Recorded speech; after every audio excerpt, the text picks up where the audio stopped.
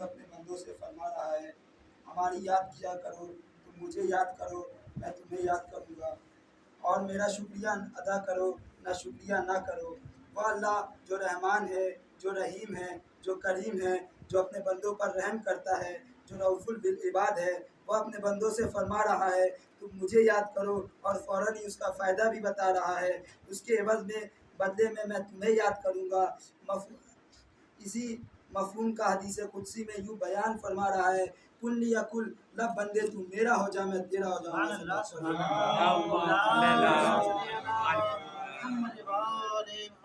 पैगम्बर इस्लाम की मशहूर मारूफ हदीस है कि अपनी मजलिसों को अली बिन अबी तालिब के जिक्र से जीनत दो, इसलिए कि अली का जिक्र मेरा जिक्र है, मेरा जिक्र खुदा का जिक्र है, और खुदा का जिक्र इबादत है।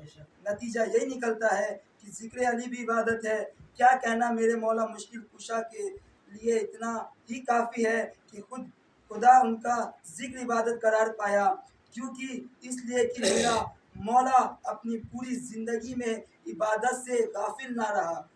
दूसरे लफ्ज़ों में यूँ कहा जाए कि मेरे मौला ने इतनी इबादत की है कि खुद उनका जिक्र इबादत करार किया। सल्लल्लाहु अलैहि वसल्लम। कुरान और अहले बैत कभी जुदा नहीं हो सकते। इस कौल की तफसीर करबला में मिलती है। तशनगी व गैर संगी व इब्तिलाई मुसीबत के बावजूद अगर मैदान कारज़ार की तैयारी हो रही है तो साथ साथ कुरान की तिलावत भी हो रही है। शब आशूर की मोहलत इमाम हुसैन ने इसलिए चाही ताकि दुनिया देख ले कि इस पुरखतर माहौल में भी कुरान न हमसे जुदा है और न हम कुरान से अलग हैं।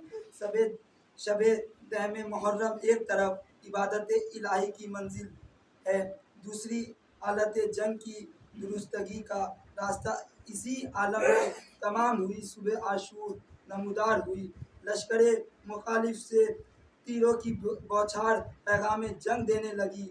सुबह आशूर से अस्म तक जंग जारी रही। पहले अंसार ने जाम शहादत नोश किया, फिर अकरबा और मोहम्मद ऐसे पार आए, नूर जामे शहादत से सैराब हो चुके। फर्जंदे रसूल इमाम हुसैन पर आलम तन्हाई का सामना है। इमाम बनफ्से नफीस आमदाए जंग हुए। अली अकबर ने कदमों पर सर रख दिया। अब्बास ने कदम बोसी की ओर कहा, मौला अभी तो हम मौजूद हैं, आखिर हम किस दिन के लिए हैं? क़यामत के दिन खातूने जन्नत को क्या जवाब देंगे?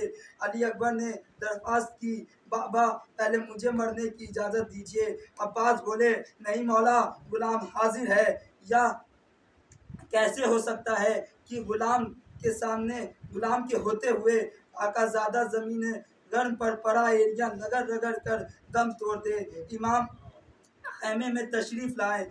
ज़ैनब व उम्मे कुलसूम की ढारस सकाए सकीना जंग की इजाज़त हासिल करने के लिए खिदमत में हाजिर हुए। अर्ज़ की, आका अब इस गुलाम से नहीं देखा जाता कि किसी गोद के परवाने चढ़ते हुए बेदर्दी से मारे जाएं और यह खामोश बैठा रहे। अब तो इजाज़त जंग की इनायत कीजिए। इमाम ने फरमाया, अब्बास तुम तो मेरे लश्कर के अलमदार हो, भैया तुम्हें किस दिल से मरने की इजाज़त दूँ? अर्ज़ की, मौला अब वह लश्कर ही कहाँ रहा जिसका मैं अलमदार हूँ? इमाम ने फरमाया, अब्बास इजाज़त किस तरह दूँ जबकि मैं देख रहा हूँ जो सुबह से गया वापस ना आया। हाँ अलबत्ता सकीना के लिए कोई पानी की सबील निकालो। पानी लाने का हुक्म पाते ही अब्बास ने मश्क सकीना ली, इमाम के पाए अक़दस में बोसा दिया, सैदानिया से रुखसत हुए, निशाने लश्कर साथ में संभाला, दरिया की तरफ रवाना हुए। फरात पर पहुँचे, घोड़े को नहर में डाला, मश्क को पानी से भरने के बाद चुल्लू में पानी लिया, करीबे दहन लाकर फेंक दिया। शायद आईने आप में तस्वीर सकीना उभर आई हो और ख्याल आया हो, अब्बास खुशकी में खड़ा रहे और चहेती सकीना का जिगर शालाए अश्क से झुलसता रहे। घोड़े को फरात से निकाल कर खैमे की तरफ चले। चारों तरफ से अली के शेर हुसैन के बरादर अब्बास को फौजियादा ने घेर लिया। उम्मुल बनीन का लश्ते जिगर तन्हा था, भूख व प्यास का शिकार था। कहाँ तक लाखों से अकेला लड़ता, अफसोस की दाहिने शाना कटा हुआ, दूसरे हाथ में मश्क व अलम संभाला। जब वह भी मुनकता हो गया, अलम को सीने से लगाया, मश्क को दांतों से दबाया। जरी ने अपने ऊपर नाजिल होने वाली मुसीबत का कुछ गम न था।